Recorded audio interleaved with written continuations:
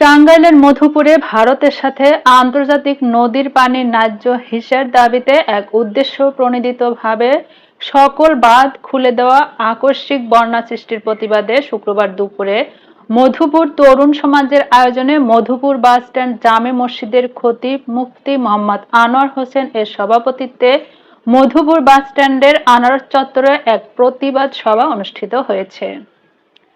সভায় বক্তব্য রাখেন বৈষম্য বিরোধী ছাত্র আন্দোলনের সবুজ মিয়া, ফরিদ আহমেদ, আব্দুল আজিজ, শাহেদ হাসান সিয়াম, শরীফ উদ্দিন, মুফতি তরিকুল ইসলাম সহ আরো অনেকে। বক্তারা এ সময় বলেন, ভারত না জানিয়ে রাতের আঁধারে নদীর বাঁধ খুলে দিয়ে আমাদের বাংলাদেশের কয়েকটি জেলা তলিয়ে দিয়েছে। এতে মানুষের ঘরবাড়ি বিলীন হয়ে গেছে। লক্ষ লক্ষ মানুষ পানিবন্দী হয়ে মানবেতর জীবনযাপন করছে। মানুষ সহ গৃহপালিত পশু পানিতে ডুবে মারা গেছে। আমরা এর তীব্র নিন্দা ও প্রতিবাদ জানাই। সভা শেষে পানিবন্দী মানুষের জন্য এবং যারা পানিতে ডুবে মারা গেছেন তাদের জন্য মোনাজাত করা হয়। Anjuman, Dhrubabani news desk. ভারত আমাদের চতুর্দিকে ঘেরাও করা, এটি সম্পূর্ণ অসত্য একটি কথা।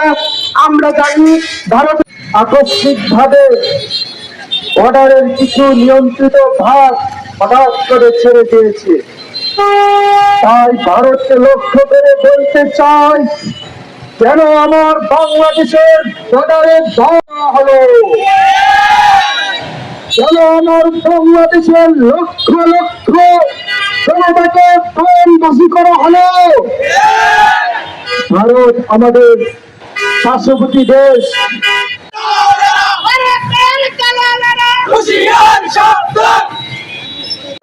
বিভিন্ন ভাব কমে দিয়ে বাংলাদেশে একটি অস্থিতিশীল পরিবেশ সৃষ্টি করছে।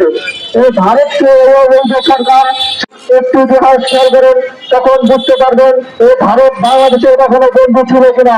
আমি আপনাদেরকে স্মরণ করে দিতে চাই, 1962 সালে যখন ভারত পরাজিত হওয়ার পর ভারতের ইন্টারনেট গ্রুপ তারা বাদ দিয়ে নতুন একটা গ্রুপ করলো।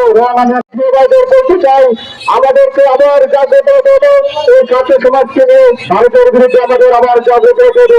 আমরা তাড়াতাড়ি যেভাবে এই স্বাধীনতা সরকারকে শুরু সেই জাহাজের আহ্বান জানিয়ে আদালতে আমি আমার বক্তব্য এখানে শেষ করছি। বরং যারা প্রত্যেক বছর বাদ খুলে দিয়ে হাজার হাজার মানুষকে গৃহহারা করছে, যাদের জন্য এদেশের তরুণ সমাজ বিভিন্ন কষ্টে ভুগছে, এদেশের সাংস্কৃতিক আগ্রাসন চালাচ্ছে, যাদের জন্য এদেশের বাকহীন বাকশক্তিহীন ছোট্ট ছোট্ট বাচ্চাদের আত্মনাদ আমাদের পরিচা ছিদ্র করে যাচ্ছে, সেই ভারতের বিরুদ্ধে আমাদের আগ্রাসন চালানোর জন্য, সেই ভারতের বিরুদ্ধে রুখে দাঁড়ানোর জন্য, সেই ভারতের কবর রচনা করার জন্য আজকে আমরা এখানে দাঁড়িয়েছি। কাসওয়াতুল হিন্দ বাস্তবায়নে ইনশাআল্লাহ ইন্ডিয়ার বাস্তবে কালিমার পতাকা উত্তোলন হবে। সুতরাং ছাত্র সমাজের মাধ্যমে কাসওয়াতুল হিন্দের মাধ্যমে ইন্ডিয়া বর্তমানে নতুন বাঁধ নির্মাণ করে আর সমুচিত জবাব দিবে বাংলার জনতা ইনশাআল্লাহ।